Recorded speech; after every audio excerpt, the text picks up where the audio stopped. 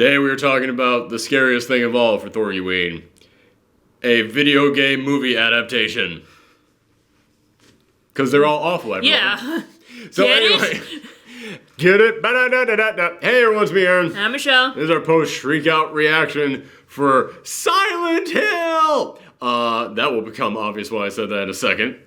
So, yeah, we are in the middle of Viewer's Choice Week, and today's request comes from YouTube. It comes from Nightwing Num1. I chose this request because in the comments he said, I laughed my ass off today at their watching. And I was like, you know what? Someone listened to one of our reviews, and after listening to it, said, I'm going to go out there and watch that movie that they were talking about. So, you know what? I enjoy hearing that. So, they wanted me to do Silent Hill. Now, you were busy, you did not get to watch this one. We're in crunch time right now, so we can't exactly set aside like all the time that we want to go, all right, we're going to just sit down, both of us, because we have 2 hours free right now to sit down and watch this movie, and we're both going to enjoy it. We kind of have to just watch these movies whenever we get a chance. So, it's just me talking about this one today. But I know for a fact you've seen people do reviews online of this. You know bits and pieces of this movie. Yeah. And I will go ahead and say, yes, video game movies, there's no good one out there. But honestly, I think this is probably the best one that's been made. I know everybody always says that the Mortal Kombat movie is the best one that's been made. Yeah, in the 90s. I think that our nostalgia glasses have fogged up a little bit on that one. I feel like geeky movies made in the 90s are like their own genre. Like superhero movies made in the 90s are not like in the same genre as superhero movies made today. Is that the genre that Venom was going for? Basically. Yeah, fair enough. Yeah, so I think like Did you have a rap song at the end of your movie that talks about the character and what happened in the movie? You're in that genre. Oh my god, that was something we forgot to mention in our Venom review. We talked about how it feels like a movie made in the 90s. We totally forgot to mention, yeah, it has its own hip-hop song at the end all about the movie and the character himself. It was done by Eminem. It's like, well, that part's actually relevant, but the rest of that sense was like, that's stuff that, like, you stopped doing like 2 decades ago. Who still does this? Anywho, that's not this movie. But yeah, so like Mortal Kombat was good as a 90s like video game adaptation, but it didn't hold up well. This movie is 10 years old, and watching it now, it holds up exactly as well as it did 10 years ago. But even though I say it's probably the best video game movie adaptation, doesn't mean it's a good I'm still standing by me saying there's no good video game adaptation out there. But this one at least has good parts to it. It at least has good visuals in it. Like, they at least spent money on this thing. This was at least made by people who knew what the game looked like. They changed some major stuff in it, though, which is kind of odd. I don't quite know why they decided to change it, but at the same time, it doesn't really affect the story in any way. Like, for example, in the game, in the game, it's a male protagonist. In this one, it's a female protagonist, but both of them are going to Silent Hill looking for their daughter after a car crash. So, it doesn't really affect anything. I have no problem with it, but I'm kind of curious as to why they decided to make that change. That's really all there is to that. But yeah, so it stars, I'm going to go ahead and get all their names in here, but it stars this mother whose daughter, her name is Rose. Her daughter is like sleepwalking, and she's like getting really far away at night. Like she's going like to a ravine. She's like almost falling off of a cliff. And when they grab her, she starts just screaming out each night, Silent Hill! I will say right now, I hated the child actor in here. She did her best. She's a child actor, it's fine, but she is either just supposed to be the cutest, sweetest little girl, or totally tormented, or totally evil. And man, I hated all those versions of this little girl. I hate coming in here and saying that. You never want to come in here and go, I hated this child actor, but ooh. No one in this movie is a good actor, but bad child actors stand out more than bad adult actors. But again, it's like she's a child actor. She's got time to learn. She's got time to like change. She can totally become talented later on. The adult actors in here, they don't have an excuse. Like, well, they did. I'll get to that in a second. Okay. But so they decide to, well, okay, hold on a second. They don't decide anything. The dad decides, keep her at the hospital, keep her getting medication, have the doctors keep looking at her. The mom says, those aren't working. I'm going to kidnap our child in the middle of the night and drive her out to Silent Hill. And she drives her out to these places, and like everybody that she stops along the road are just like, road's closed. You can't get to Silent Hill from there. They closed that town off. There's a coal mine burning underneath that town. Can't get there from here. Turn back now. I'm a reject from a Stephen King novel. Crazy Fred from the Friday the 13th series came up. You're all doomed. Doomed! So she keeps pursuing this, but along the way she ends up meeting this cop. And it's weird. The little girl, she's at a gas station, and the little girl wakes up at the gas station, and she's like, Mommy, where are the pictures that I was drawing? Honey, do you not remember drawing these? And she shows her the pictures that she had been drawing of like sweet, wholesome little gardens and stuff. And now they're just covered in flames and people screaming. They're like, no, I don't like that, Mommy. Who did that to my pictures, Mommy? Mommy, I don't like that. Well, these are almost line for line what she was saying. But this cop sees this happening, and the cop is like, that seems suspicious. I'm going to check this out. I was like, you've never seen a child upset with their mother? Like, you never see a child just say, no, Mommy. It's not even like they were like, no, I don't know you. Like, something like that. She was saying, no, Mommy. And I was just like, what the fuck? I mean, good on you in case that was something. And I guess technically she did kidnap the child. So I guess it did need investigating. But it was just so weird to me that the cop was just like, I'm going to instantly check this out. Hold on, this looks suspicious. A little child crying for their mother to an older female individual? That doesn't add up. So the cop checks it out, and the cop keeps following her, and eventually the cop pulls them over, and the mom decides, fuck it, and just drives off after the cop gets off her bike. So the cop ends up following her. After she not only escapes the cops, she then rams into these gates and just blazes past these gates and goes into Silent Hill. And like, she's endangering her child's life on this. I understand. You're like, okay, my child, she's having nightmares about this place, Silent Hill, and medication isn't working. I gotta do something. But endangering your child's life even more doesn't seem like the answer to this. But from there, she ends up crashing. She then wakes up in the big fog-covered Silent Hill. And I gotta say, I actually just went back recently and replayed the first, hour of Silent Hill just to kind of, refresh my memory on that game. Man, they nailed it in this.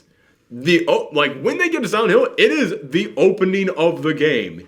It is them chasing down their daughter through this fog-covered city. And it captures that feeling perfectly. And there's the moment in which they go down the long set of stairs and they get into this weird dark area and they don't know what they're surrounded by. And all of a sudden little creatures are coming out and grabbing at them. Yeah, man, it feels exactly like the game. And it looks exactly like the game. You look at this and it's that's exactly what you visualize in your head when you're playing through those older graphics. What this should have looked like. In fact, the way the camera moves, it even kind of feels like how you move in one of those old horror tank control games where the camera is stationary and you just move from one location to another. Although, even though I kind of appreciate it on that level, because it does kind of look the way that the game did, there are still just some odd shots in here. And that's something I'll go ahead and talk about right now. There's odd shots all throughout this movie. Just not oh, why are you taking a shot of that? Just odd choices of when to cut or where to cut.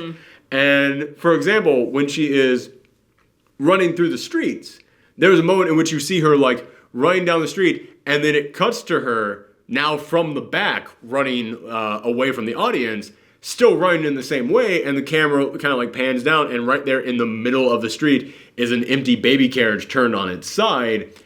Now, I understand that these were supposed to be, that was her walking in one place, this is her walking in another place, but the way that's cut, it makes it look like this is still one continuous action on her part, so it looks like she just walked through a baby carriage that was on the ground. It's very small, odd things like that. Or when she gets to the bottom of the stairs, she finds Baya crucified against a fence, And you see her from here, and she like kind of like looks up and is terrified. And then there's a long shot with like what she's looking at right here, and she's right there. Then they cut to the close-up shot. And I'm like, you kind of got those reversed. Like, you don't, to scare your audience, you don't do long shot first. You do close-up shot first, because then the audience can't see anything. Also, it's a larger thing in front of their face, so it's more jarring. That's, this big thing in front of their face. But also because they can't see every part of it all at once, there's also that confusion of, what the heck could this thing be?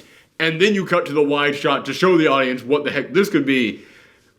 Yeah, it's just kind of odd that they would reverse that. It's like, it's not like it's bad. It's just, that's not quite the correct choice on that one.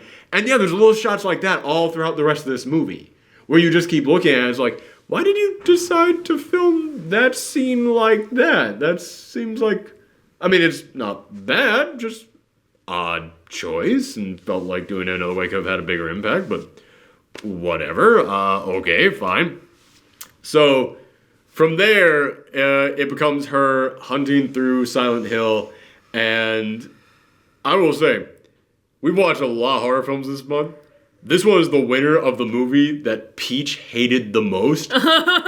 Because another compliment I gotta give this movie, it's got really good sound design. The sound is great in this movie, but Peach would, this is the only movie that didn't have a dog in it that Peach would come running up to, like, "Arr, arr." Because anytime that the alarm would start blaring, she would just be like, what the heck is that? What is that? That's a thing. I don't like this thing. Or there's a moment in which Pyramid Head pops up, and he's got this giant cleaver, and he is just like dragging it on the ground or using it to chop into metal doors. Peach was freaking out at that moment. Peach, for anybody who's never seen this show before, Peach is our dog. Yeah, she's sleeping right now. She's asleep, and she's being a good girl right now for a change. So yeah, I gotta give him points on the sound design on this one. But yeah, there's a decent chunk of this film in which she's kind of by herself, which it's odd to have a character by themselves for that long a period of time in any movie. I get that's how the game is played, but later on in this, she does meet back up with a cop. So it's like, okay, you did realize that this would become a problem eventually, so you wanted to reintroduce the cop. You need to give her someone to talk to. But the cop is so weird and out of place in this movie, because everyone else in here is dressed very drab, very basic, which fits the tone of Silent Hill. Like, everybody in here is dressed exactly how they should be for this sort of thing. And none of them are really, like, exaggerated looking characters. They're all, have, very normal haircuts. They all have very normal physiques. They all wear very normal clothes in here. So yeah, that all fit. But the cop, I didn't get the best look at her earlier on in this film, but when she pops back up here and she finds Rose, and she is trying to arrest her and take her out of Silent Hill, but then they discover, the bridge has been destroyed, and there's no way out of here now, and suddenly we're being attacked by a monster. She looks like she traveled back in time to kill John Connor. Like, she has got the big-ass sunglasses, helmet, and just, like, the tightest leather pants you have ever seen. And there's a moment in which she gets like sprayed with acid by a monster, and she whips her helmet and her glasses and her jacket off, and she is ripped, like she is in shape, which, hey, she's a cop, good for her. I'm not like pointing to that and being like, oh, this feels out of place. But she's also got like this short, like almost pixie cut spiked hair, and as I said, the tightest leather pants you've ever seen. And I just kept looking at that like, you feel like you popped out of a Judge Dredd film. You don't feel like anybody else in this movie right now. But at this point, we now have two characters together. And as I mentioned, I wanted to talk about the acting in here, because it really feels like only one person can act at a time in this movie. Like, when Rose is by herself, yeah, she's being great. She's very scared. She is acting exactly how you should be in this. But then when the cop shows up, she's like, what? You don't understand. Have you been listening to a word I'm saying? My daughter is trapped in here. Yes, I will help you find your daughter. But first, we must go back to the station. We're walking back to the station because my bike crashed. She's full on robot. And I was like, oh God, she can't act. Oh, this is going to be a problem. But then after she, like, later on, they get separated. And there's a, like, nice little sequence in here of our protagonist. She's now handcuffed and separated from the cops for, like, a long period of this film. And I kind of applaud this film for actually holding on her, like, not like having her, like, magically find a key that unlocks it. Like, she's actually handcuffed for a long period. But then she ends up finding the cop again later. And now the cop's like, okay, this place is messed up. Yeah, we gotta work together on this. And I'm gonna help you find your daughter. And something weird is going on here. They're now, like, teamed up. Great. Awesome. But when they find her again, she's like, what the hell is going on here? And then Rose is like, it is okay. Listen, I know it is scary, but my daughter is here somewhere. We must go and find my daughter. When someone is robotic in here, they are so robotic. And it really feels like in every single scene, there's at least one person who is suffering from robot disease. Like Sean Bean plays the husband. Oddly enough, it's okay. Wow, Peach. Did you get scared that we're talking about Silent Hill? No, she heard the dogs barking outside. That is the weirdest sound I've ever heard Peach make. Come on, Peach. It's too cool. It's gone. It's okay. It's okay, please. It's okay, Peach. Come here. Say hi to the audience. Yay, it's Peach. Yay, she woke up from her nap. Yes. But Sean Bean is in here, and he has to, like, track down his wife and his child. And he finds all these cops stationed outside where the gate got crashed by her car. And he's saying, no, my wife is in there. I know she is.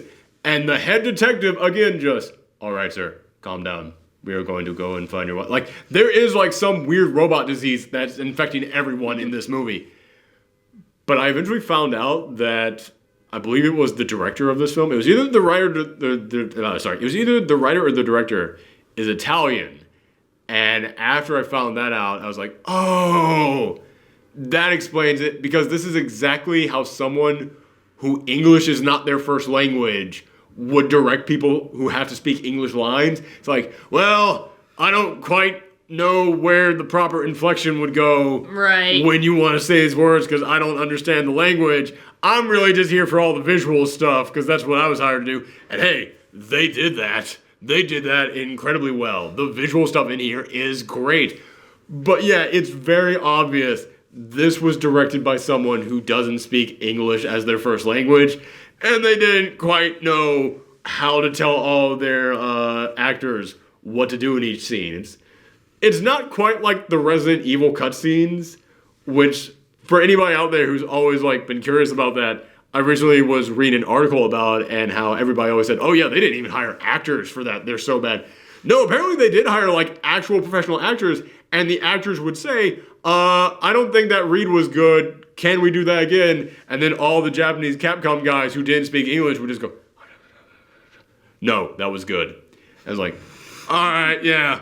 That's kind of what this feels like. Not to that level, because these are still professional, like, well-trained actors who were able to do something there, but you can definitely tell, like, there was someone telling them, tap it down, just remove all emotions from this scene. That's why a lot of the times whenever somebody is, like, freaking out or screaming for their life, they're actually doing it well, because everybody understands, oh yeah, if you're scared, that's how you would speak. Even if it is in a different language. So yeah, that's something that this movie kind of suffers from. It is kind of obvious, but as the movie goes along, you end up finding out that their daughter was, I don't even know if this is considered spoiler, but you find out that the daughter has, like, some kind of a special tie to Silent Hill, and she's actually tied into a witch that used to live in Silent Hill, or somebody who they thought was a witch, because this is a crazed, like, cult town, and they closed off all the roads because they thought the apocalypse was happening out there. I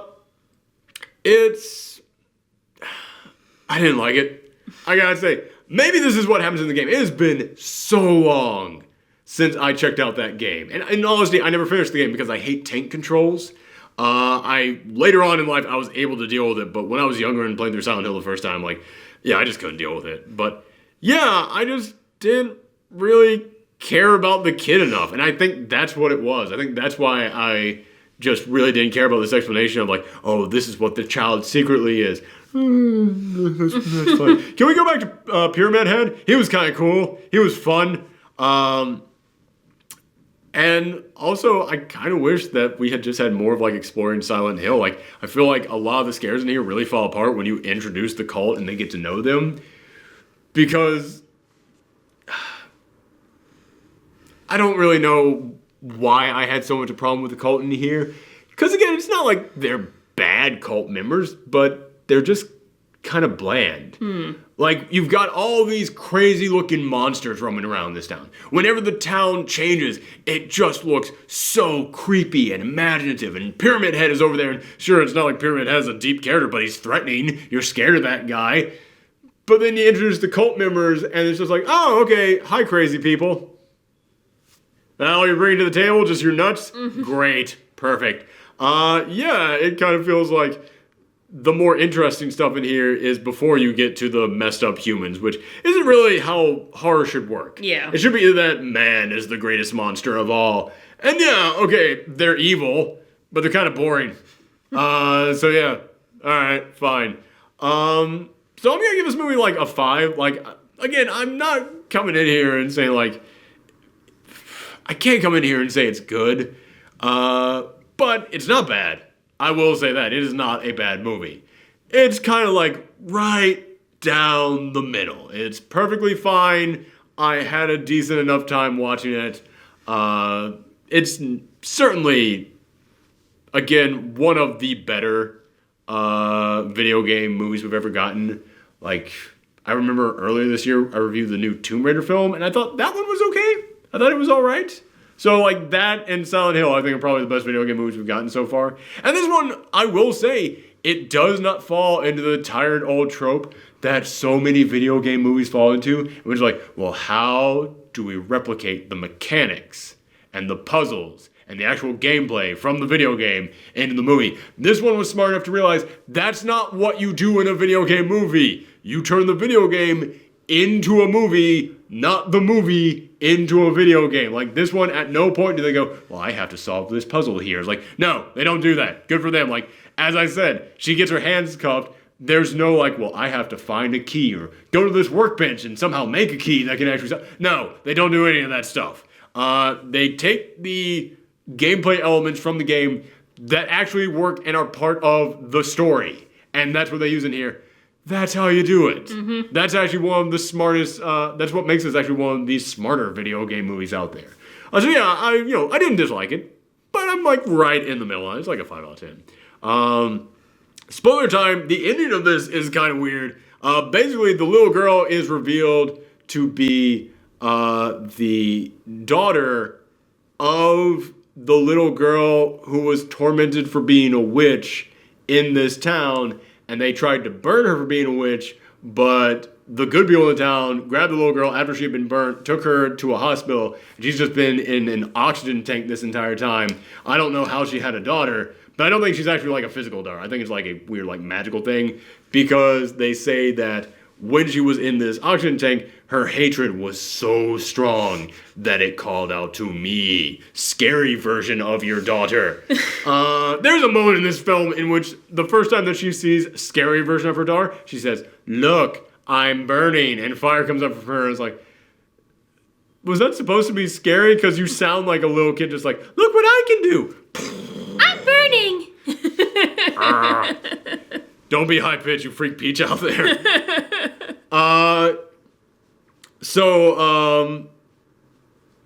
Yeah, basically, they never really explain what the evil in here is, just that her hatred was so strong it called out to the evil and gave her powers to turn all of Silent Hill into this place. But her daughter was the good that was left inside this girl. So yeah, I don't think it's actual physical daughter. I think it's more just so it's like split into like an evil version and a good kind version? Kind of, I guess like she had to, in order for the evil to come into this person's body, they had to expel the last good from her, and that's what her daughter was. That's kind of the feeling I got from it. Again, it's one of those things where it's like, don't ask questions. Don't like, it's cool. So all these people have been trapped in Silent Hill this whole time, and that's what like all the evil is that's coming around. And there's been this crazy lady roaming around the entire time, and the crazy lady is the actual mother of the real daughter who split off into the good and evil versions. There's Man, sorry, I'm just remembering weird scenes in here. Like, there's a moment in here in which Pyramid Head comes up and attacks a woman, and he attacks the woman by just grabbing her, lifting her up, and then grabbing her dress, and just yanking it off. Hey, car outside. And just yanking it off, and, like, she's just, like, instantly, like, naked, and just, like, whoosh, just instantly naked, and then he grabs her skin and rips it off and throws it at people. That's pretty, like, speaking in terms of, like, gruesome horror stuff, that was actually pretty good. I gotta give him points on that one. But it was just so weird that it's just like, it was almost comedic that it was just like, hold on a second, rip, completely naked. So it's like nobody wears like underwear in this town. No like, clothes, no skin, no flesh, only bones. Well, I was more of like, he just rips the dress off. I was like, so is part of being in the cult that no one wears underwear? Like, what's the deal with that? Who knows? Yeah, it's just, or is it like a magic trick? And the flowers are still standing. Whoosh. But yeah, so she's the one behind Pyramid Head, and there actually is like kind of this nice creepy moment in which people are throwing stones at the old crazy lady who, at this point, we don't know is the mother of the evil daughter.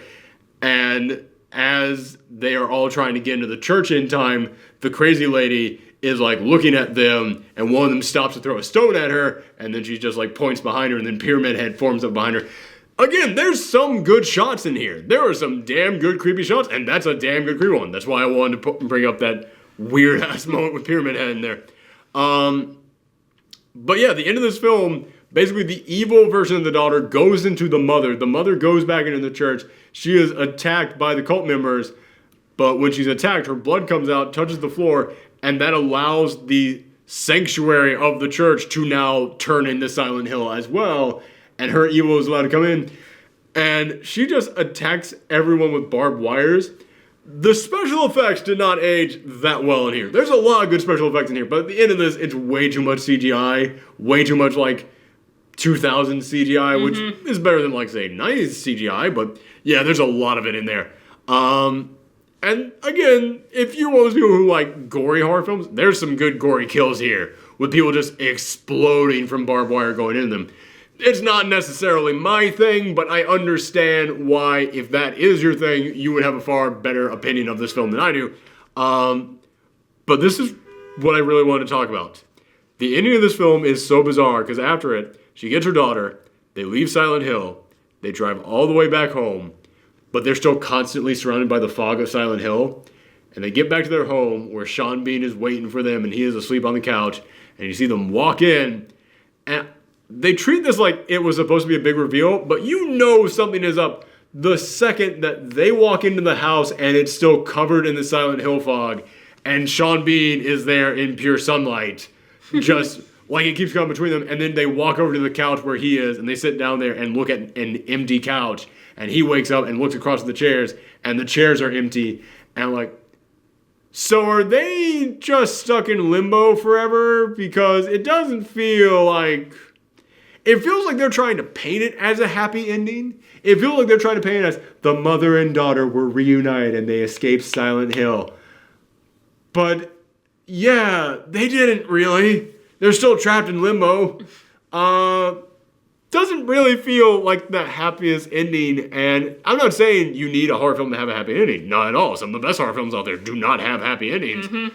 But it feels like they wanted this to be a happy ending. Because, like, the music in there, the lighting in there, it all feels very much like, yay, it's all okay now. Everything is all right. And I keep looking at that like, no, it's not. This is a real bad situation they found themselves in. Why do they look like they're at peace? Why are they sitting there like, yeah, okay now? No, everything is not okay now. But yeah, so that's my thoughts on Silent Hill. Like, it's perfectly fine. Like, there's nothing in here that's really bad. And there are actually things in here that are really good. Like, the visuals in here are really good. Actually, I take it back. The acting is really bad in this film.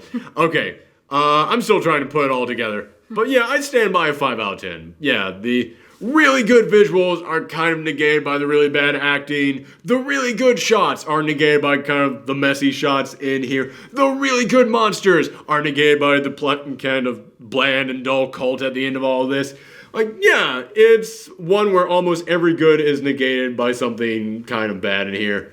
But there's nothing in here that I hated. Like, even the things I looked at, it's like, oh, that's not good at all. I never thought it was awful. I never thought it was terrible. Like, I just thought, like, it needed work. That's all. So, yeah, there you go. The best praise I've ever given to a video game movie ever. But that is it. That is day 4 of our viewers' chest week. You guys handed me a treasure chest, and inside was Silent Hill. That is day 4 of Viewers' Choice Week. I'm going to talk slow so I don't screw up any more of my words, and I don't wake up Peach, who's still here on my lap. Hey, Peach. Yeah, there you are. Yeah. But that is it. Make sure that you tune in for the last 3 days of the post-Shriek Out reaction. Thank you to everybody who's been sticking with us all month long. Thank you to everybody who's been watching all these. Thank you to everybody who requested stuff for us to review. And make sure that you tune in for the rest of this week to see if your choice got picked. I am completely out of words at this point. Bye, everyone, and happy Halloween. See, I got. Yay. Yay.